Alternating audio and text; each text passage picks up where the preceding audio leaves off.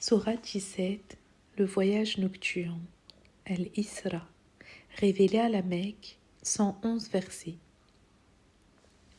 Au nom d'Allah, le clément, le miséricordieux. Gloire à celui qui fit voyager son serviteur de nuit, de la mosquée sacrée à la mosquée Al-Aqsa, dont nous avons béni les alentours afin de lui montrer une partie de notre puissance. Il est vraiment celui qui entend, le clairvoyant.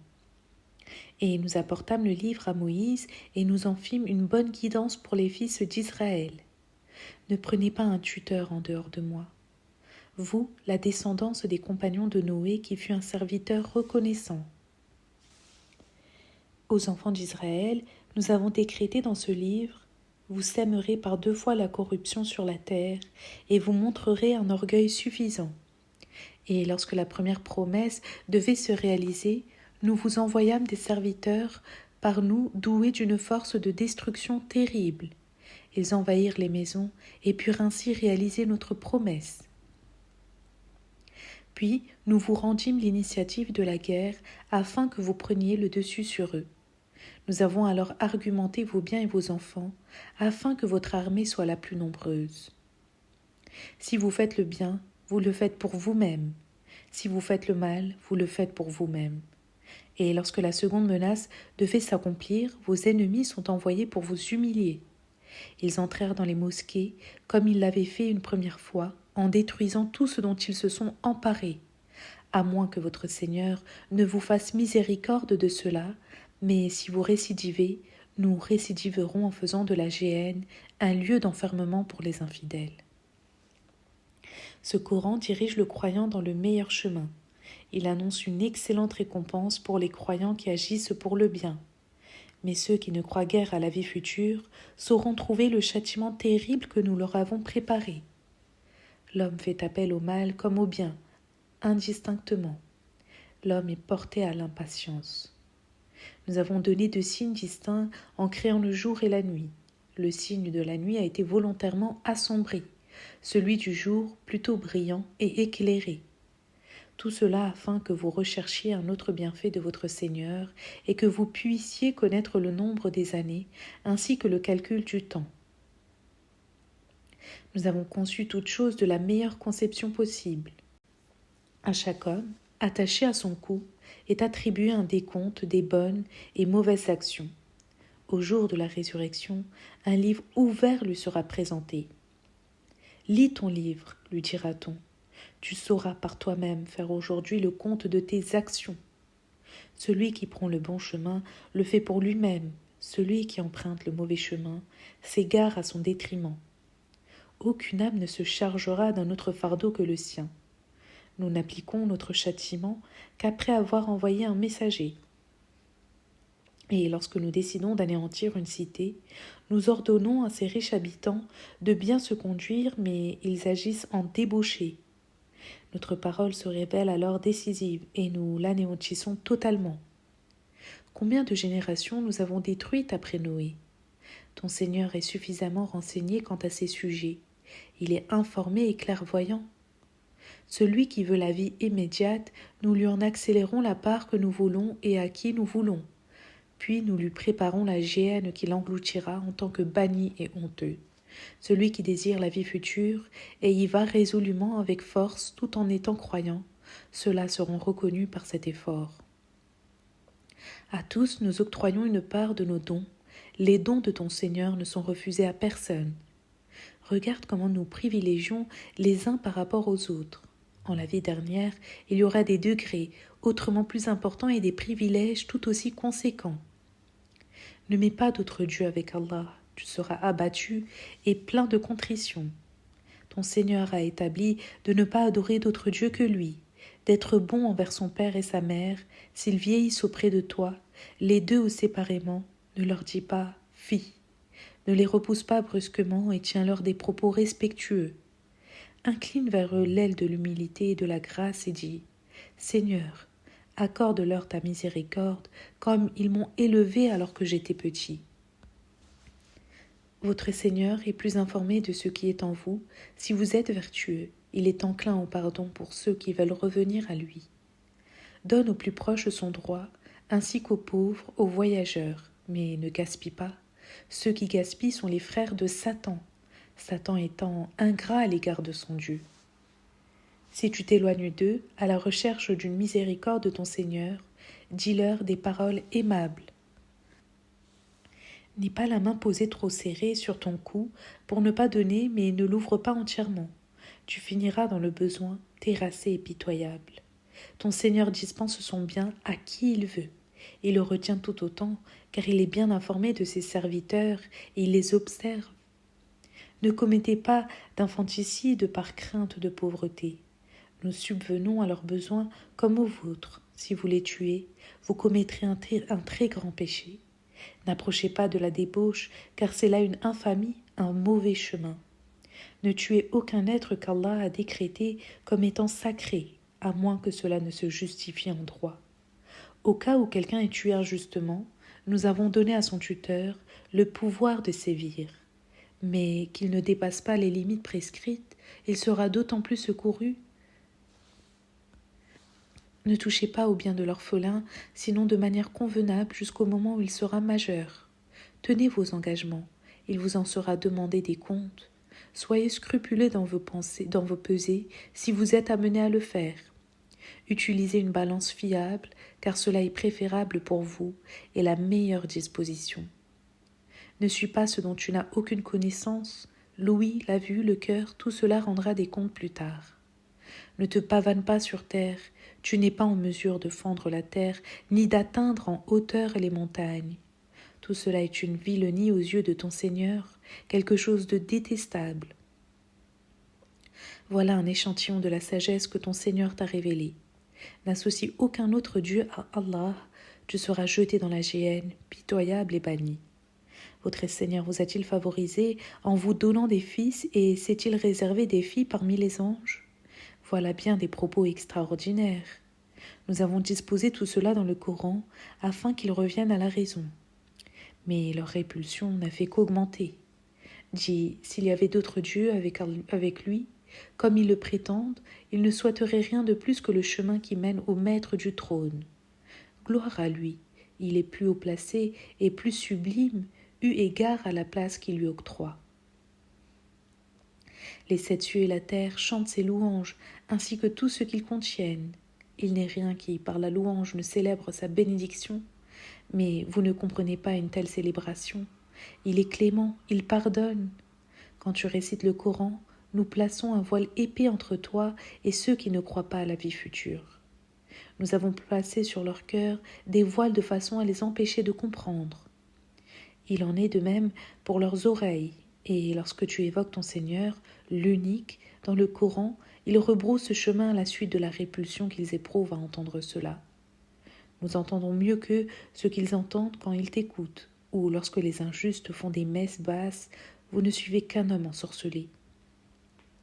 Vois à quoi ils te comparent, ils s'égarent et ne retrouvent plus leur chemin. Ils ont dit, lorsque nous serons au stade d'ossements et amas de poussière, serons-nous de nouveau ressuscités ?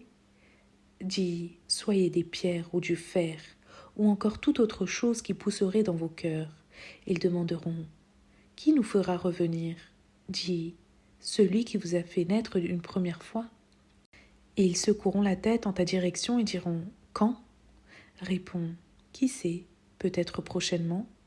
Et quand il vous appellera à lui, vous lui répondrez en chantant sa louange, car il vous semblera n'être resté sur terre que peu de temps.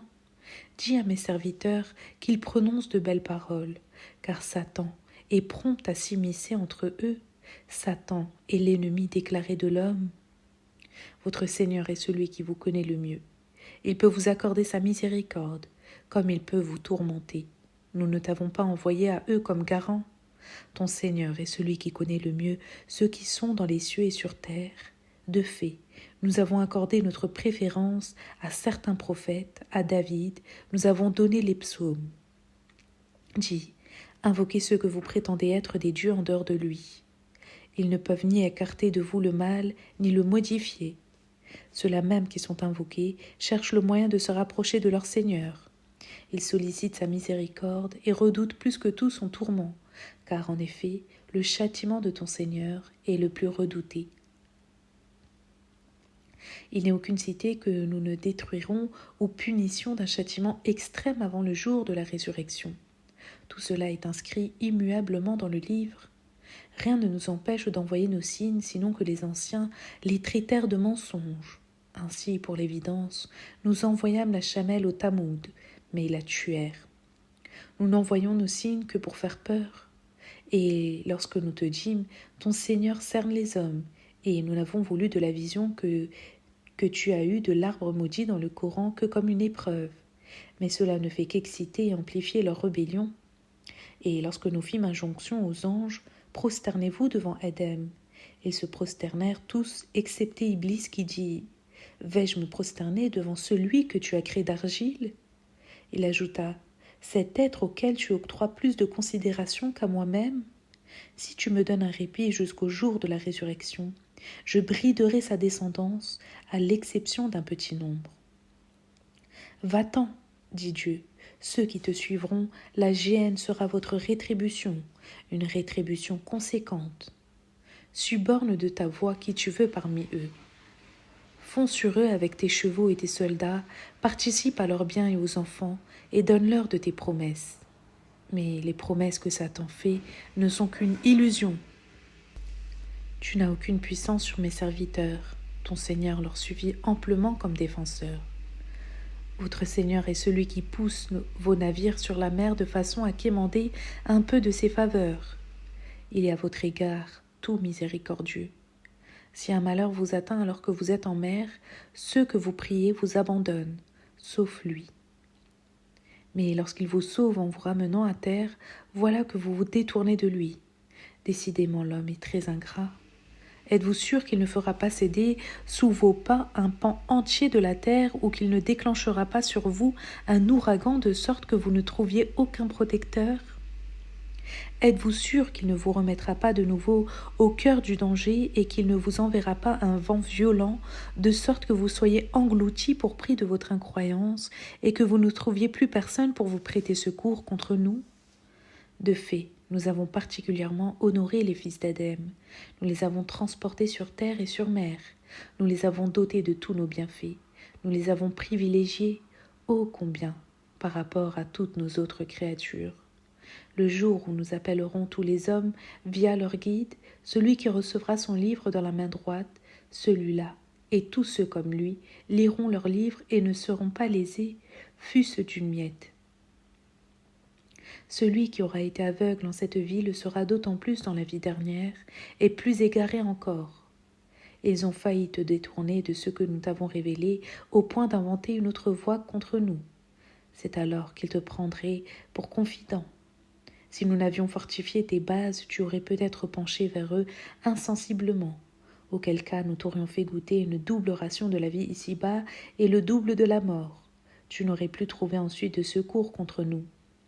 Même s'ils te provoquaient en vue de t'éloigner de cette terre, il n'y serait demeuré que peu de temps après ton départ. En vertu même de la tradition que nous avons envoyée avant toi par le biais de nos prophètes, tu ne trouveras à cette tradition rien qui puisse être changé. Accomplis le rite de la prière entre le déclin du soleil et l'obscurité nocturne. Quant à la récitation du Coran, à l'aube, elle a lieu devant témoins. Quand arrive la nuit, ménage-toi une veille supplémentaire pour prier de manière renouvelée. Peut-être ton Seigneur t'enverra-t-il en un lieu digne de louange. Dis, mon Seigneur, mets-moi en conformité avec la sincérité et fais-moi sortir en conformité avec la sincérité. Accorde-moi dans ta faveur une puissante protection. Et dis, le vrai est venu tandis que le faux semblant s'est dissous. Le faux semblant ne peut que disparaître. Et nous ne révélons du Coran que ce qui est guérison et miséricorde pour les croyants, tandis que les infidèles verront leur perte augmenter. Et lorsque nous comblons l'homme de nos bienfaits, il s'en éloigne et prend les chemins de travers, mais lorsque nous le couvrons de notre mal, il est tout attristé. Dis, chacun de vous fait selon ses dispositions propres, mais votre Seigneur est mieux informé de ce qu'il convient en matière de droit chemin. Ils t'interrogeront sur l'âme, réponds. L'âme relève de la décision de mon Seigneur, et vous n'êtes informé à cet égard que de très peu. Et si nous le voulions, nous ferions disparaître ce que nous t'avons révélé, et tu n'y trouverais à cet égard aucun protecteur. Hormis une miséricorde de ton Seigneur, dont la bénédiction est sur toi immense. Dis, même si les humains et les djinns s'unissaient pour obtenir un Coran pareil, ils ne le pourraient, même s'ils se soutenaient les uns les autres. De fait, nous avons mis dans ce Coran des métaphores de toutes sortes, mais la plupart des hommes s'obstinent à ne pas les accepter. Ils disent « Nous ne croirons en toi que lorsque tu nous auras fait jaillir une source de terre, ou que tu auras une palmeraie et un vignoble dans lesquels tu feras jaillir des ruisseaux en abondance, ou que tu feras descendre sur nous le ciel par morceaux, comme tu le prétends, et que tu viendras ensuite avec Dieu et les anges en cortège, ou que tu auras une maison très ornée, ou que tu monteras au ciel. Du reste, nous ne croirons à ton ascension que lorsque tu feras descendre sur nous un livre que tu liras. Dis, grandeur divine, ne suis-je pas qu'un être humain, un messager ? Rien n'empêche les gens de croire lorsque la bonne direction leur fut envoyée, sinon de dire « Allah a-t-il envoyé un être humain comme prophète ?» Dis, s'il y avait des anges sur terre qui évoluaient en toute quiétude, nous leur aurions fait descendre du ciel un ange comme envoyé. Dis, Allah suffit pour être témoin entre vous et moi. Il est à l'égard de ses serviteurs très informé et fort occupé à les observer. Celui qui est orienté par Allah vers le bien est le mieux orienté.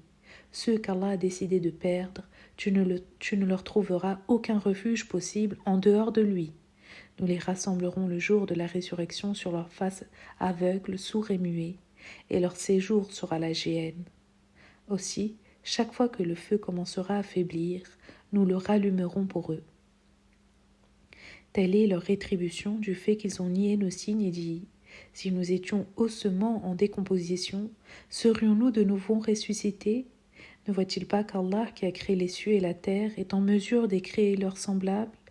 Il leur a prescrit un terme sur lequel il n'est pas de doute. Cependant, les injustes ne croient qu'à l'infidélité. Dis, si vous aviez à votre disposition tous les trésors de la miséricorde de mon Seigneur, vous les garderiez pour vous de peur de les dépenser, car l'homme est fait d'avarice.